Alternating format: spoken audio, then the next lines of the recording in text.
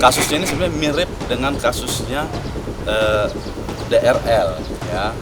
Nah, cuman ini yang kita laporkan adalah RG, produk yang berbahaya ini dilakukan oleh RG.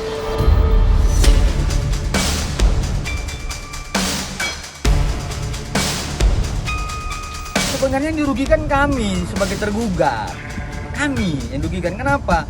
Kami sudah menyiapkan bukti-bukti yang sangat luar biasa sebenarnya.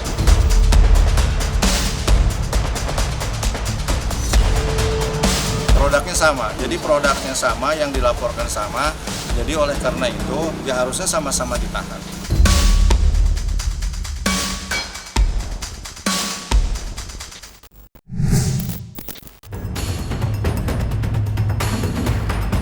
Perseteruan antara Nikita Mirzani dan Dr. Kecantikan Reza Gladys masih terus memanas, bahkan makin terasa dramatis dari hari ke hari. Tanggal 9 April 2026 kemarin jadi salah satu momen yang kembali menyita perhatian. Di tengah situasi yang belum juga mereda, Nikita harus menghadapi pemeriksaan cukup panjang di Rutan Pondok Bambu oleh penyidik Polda Metro Jaya. Bukan sekadar datang lalu selesai, prosesnya berjalan alap berjam-jam lamanya, dengan sekitar 20 pertanyaan yang dilontarkan untuk menggali keterangannya lebih dalam. Yang menarik, pemeriksaan ini bukan tanpa alasan. Dari penjelasan tim kuasa hukum, Nikita dimintai keterangan sebagai saksi atas laporan seorang korban yang diduga berkaitan dengan peredaran produk kecantikan yang menyeret nama Dr. Reza Gladys. Di balik suasana pemeriksaan yang serius, tersimpan ketegangan yang seolah ikut dirasakan publik. Setiap jawaban Nikita seperti membuka sedikit demi sedikit tabir dari konflik.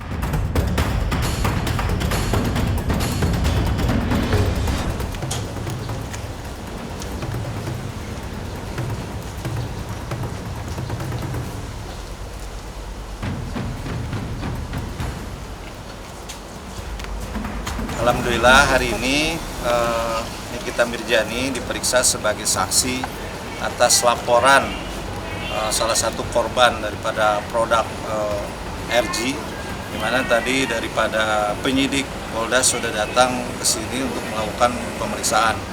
Kurang lebih tadi saya dampingin ada sekitar 20 pertanyaan lah yang ditanyakan oleh penyidik Polda dan berjalan dengan lancar. Sepengetahuan kami bahwa tentang adanya laporan terhadap klien kami itu adalah terkait ada 4 orang ya. Dan tahun lalu saya lupa tanggal berapa, bulan berapa. Kemudian itu berkaitan dengan 6 produk. Ya. Kalau yang tadi yang rekan-rekan media sampaikan saya kurang tahu yang mana ini. Tapi yang pasti klien kami sudah memberikan keterangan ya pada saat dalam undangan klarifikasi tahun lalu kami sudah mendapatkan jadi kemarin kami sudah memohonkan kepada penyidik untuk sebagai alat bukti di buatan PMH ya, bahwa laporan terhadap 6 produk itu yang dilaporkan oleh 4 orang itu sudah dihentikan dalam tahapan lidik. Belum naik sidik, tapi sudah dihentikan ya, seperti itu. Kalau terkait laporan yang 4 orang itu yang dengan 6 produk selesai ya, itu sudah SP2 lead ya. Surat SP2 leadnya sudah kita mohonkan ya sebagai barang bukti, alat bukti kemarin dalam gugatan perbuatan melawan hukum. Korban di sini adalah korban daripada produk RG yang dibeli itu pada saat RG live di situ ya. Jadi produknya juga sama dengan produk Dr. Richard Lee yang sekarang sudah ada di Polda ya, ditahan. Jadi kan dengan produk yang sama, dengan kasus yang sama. Jadi untuk itu, untuk prosesnya kita akan kawal sampai tuntas. Mana masa yang produk yang sama, terus laporan yang sama, masa ini juga tidak dilakukan penahanan. Makanya sampai dengan saat ini tadi Nikita Mirzani sudah sangat jelas untuk melaporkan semuanya, termasuk dengan bukti-bukti dan data-data sudah diberikan semuanya. Produk yang waktu kasus pidana adalah produk Bla Pizza yang kemarin kalian tahulah yang sempat rilis di BPOM yang di situ juga dikatakan bahwa produk itu bermasalah, tidak ada izin BPOM dan lain sebagainya. Maka terkait kasus ini kita harus kawal sampai dengan tuntas. Ada salah satu staf daripada Glapizza yang datang untuk diperiksa. Bisa konfirmasi nanti konfirmasi langsung ke Polda Pengembangan. Ada berapa orang? Ada 1 orang, terus nanti dari pihak BPOM juga akan dipanggil untuk dimintai keterangan semuanya terkait kasus ini. Di balik proses pemeriksaan yang masih terus berjalan, kubu Nikita Mirzani ternyata tak tinggal diam. Ada langkah yang cukup berani yang mereka dorong ke permukaan, yakni mendesak aparat kepolisian agar segera mengambil sikap tegas terhadap Reza Gladys. Bukan sekadar opini, desakan ini muncul setelah pihak Nikita melihat adanya pola yang dianggap mirip dengan kasus yang sebelumnya sempat ramai menyeret nama Richard Lee. Dari situ, muncul asumsi bahwa produk kecantikan yang kini dipermasalahkan memiliki kesamaan karakter, sehingga menurut mereka, penanganannya pun seharusnya tidak jauh berbeda. Nada bicara dari pihak kuasa hukum pun terdengar cukup tegas, seolah ini memastikan bahwa tidak ada perbedaan perlakuan dalam proses hukum yang sedang berjalan. Sementara itu, di tengah tekanan yang semakin terasa, kondisi Nikita disebut tetap baik. Ia dikabarkan menjalani seluruh proses dengan sikap kooperatif, mengikuti setiap tahapan pemeriksaan tanpa hambatan berarti.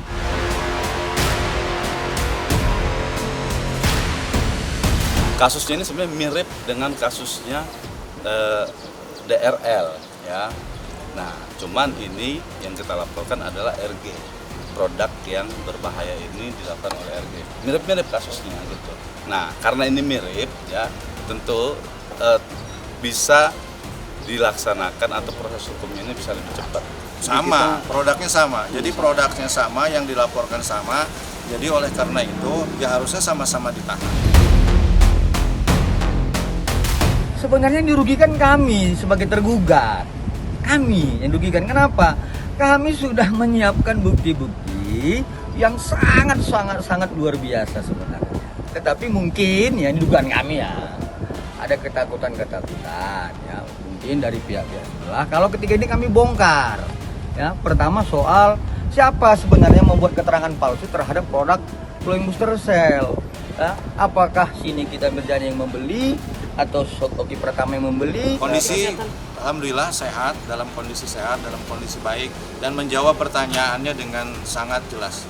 Oh iya dong, karena kan produknya juga sama, yang dilaporkan sama dokter detektif juga sama produknya ini, dan yang dilaporkan oleh salah satu korban juga ya ini sama, semuanya sama gitu. Jadi ya saya diminta untuk mengawal sampai tuntas ini agar sama-sama mendapatkan keadilan lah.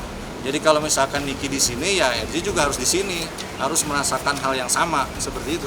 Oh, kalau yang sebelumnya ya itu dia sempat sakit gigi dan sempat dibawa ke rumah sakit, tapi untuk saat ini tadi dalam kondisi baik, dalam kondisi sehat dan bisa menjawab semua pertanyaan-pertanyaan dari penyidik Polda.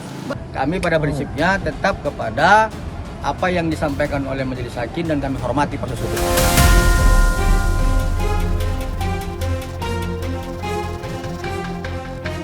Di tengah kabar bahwa Nikita Mirzani kini sudah kembali fit, rupanya sempat ada fase yang cukup mengkhawatirkan yang sempat ia lewati. Kondisinya kala itu tidak seprima sekarang, bahkan disebut sempat drop saat harus menghadapi tekanan yang datang bertubi-tubi. Keluhan fisik pun muncul satu persatu. Mulai dari implan gigi yang bermasalah, sampai rasa nyeri di bagian tulang belakang yang tiba-tiba kembali terasa. Situasi ini jelas bukan hal ringan, apalagi di tengah jadwal dan tekanan yang begitu padat. Tak heran, Nikita sampai harus mendapat penanganan dari dokter spesialis demi memastikan kondisinya tetap terkontrol. Cerita soal kondisi ini juga sempat diungkap oleh sahabat dekatnya, Oki Pratama. Ia menyebut bahwa masalah pada gigi yang dialami Nikita memang sudah berlangsung cukup lama, bahkan bukan sekali dua kali menimbulkan rasa tidak nyaman.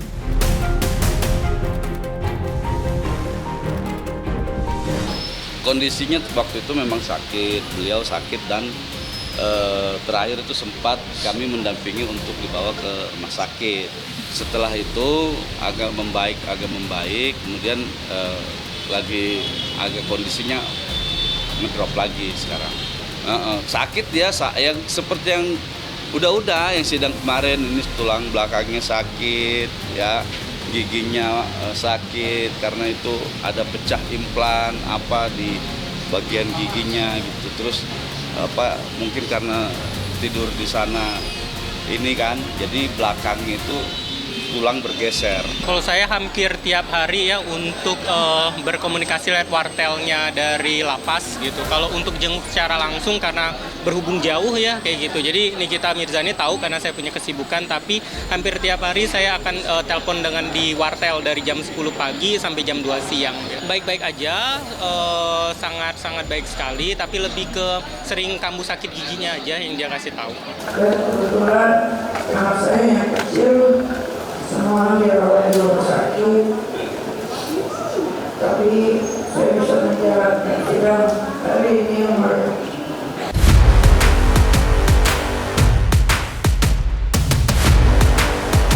Sementara Nikita Mirzani harus menjalani hari-harinya dalam keterbatasan di balik rutan. Pemandangan yang sangat berbeda justru datang dari kubu Reza Gladys. Di tengah panasnya konflik yang belum juga mereda, Reza terlihat tetap menjalani hidupnya dengan ritme yang santai. Ia memilih menikmati momen kebersamaan bersama sang suami, menghabiskan waktu dengan dinner yang menghadirkan menu-menu unik, memberi kesan seolah tak terusik oleh drama yang sedang berlangsung. Suasana pun berlanjut dengan aktivitas yang lebih ringan. Reza mengisi waktunya dengan menonton film, menciptakan momen hangat yang terasa begitu kontras dengan situasi yang sedang dihadapi pihak seberang.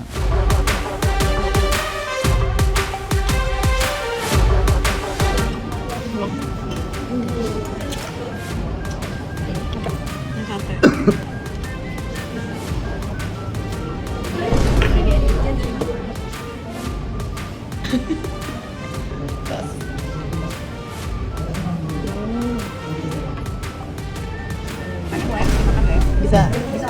Enggak. Simsalabim dulu. Simsalabim. Jadi apa? Abrakadabra. Nah. Ini sebenarnya sama sih kayak yang tadi aku tahu bilang. Jadi agak dingin dikit. Nah, nanti pas aku kasih boleh langsung dimakan ya Pak? Jadi agak dingin.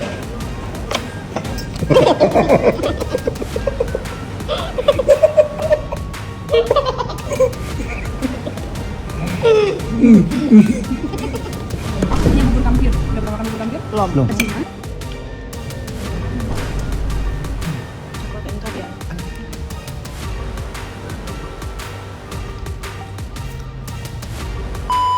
Lanjut ke apa namanya? Meja sejen.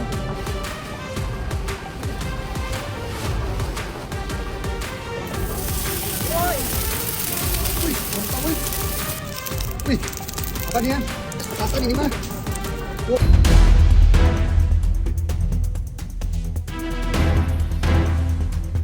Di sisi lain, drama lain dalam konflik Reza Gladys dengan Nikita Mirzani sebelumnya juga terjadi di ruang sidang Pengadilan Negeri Jakarta Selatan. Sidang gugatan perbuatan melawan hukum dengan agenda mendengarkan keterangan saksi dari pihak Niki malah berakhir di luar dugaan. Bukannya berjalan mulus, persidangan tersebut justru dihentikan. Alasannya, saksi yang dihadirkan dari pihak Nikita, yakni Dr. Oki, dianggap datang terlambat dan tidak bisa memberikan kesaksiannya tepat waktu. Keputusan itu sontak memicu protes dari pihak Nikita. Mereka merasa tak diberi kelonggaran sedikit pun, seolah tak ada toleransi waktu dalam proses persidangan. Untuk telat sebenarnya saya tadi datangnya jam 10.15 ya, dikarenakan juga yang saya tahu di PN Jakarta Selatan kayak gitu. Di Ampera. Di Ampera gitu. Terus tiba-tiba rupanya di sini, ya udah langsung ke sini gitu. Dalam ruang sidang kami kaget, media-media menyampaikan bahwa sidangnya sudah selesai. Loh, ini kan gak fair. Gimana? Kita ini kan mau memperjuangkan rasa keadilan, tapi dalam memberikan toleransi waktu, kenapa ini majelis ini tidak memberikan rasa keadilan itu? Ya kalau anak-anak yang saya tahu sebenarnya juga ini bukan ranah saya, karena saya bukan keluarga inti ya, tapi yang mungkin bisa saya sharing kayak gitu, anak-anak baik semuanya ya, kedua-duanya gitu, walaupun memang keterbatasan mungkin ya kita tahu kasih sayang orang tuanya kan ya. Penggugat Nikita Mirzani tidak pernah ya melakukan review terhadap produk klien kami ya yang sering disebutkan Dena Salmon maupun Glowing Booster Cell, sampai dengan klien kami membuat laporan tertanggal 3 Desember 2024 bahwa kami ingin membantah dari gugatan penggugat bahwa klien kami Dr. Reza Gladys tidak pernah ingin bertemu ya dengan yang namanya penggugat Nikita Mirzani ya.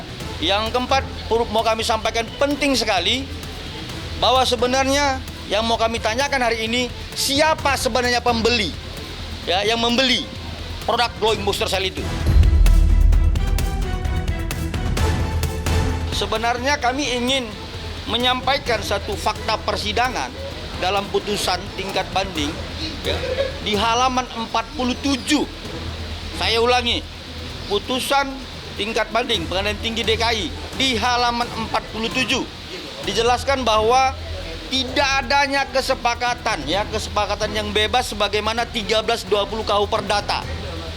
Tapi diinisiasi ya, pemberian uang ini adalah diinisiasi oleh Oki Pratama.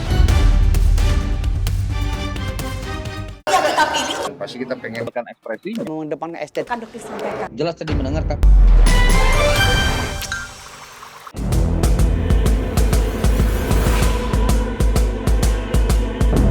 Dan jangan lupa untuk like, subscribe dan juga share channel YouTube Cumi Cumi.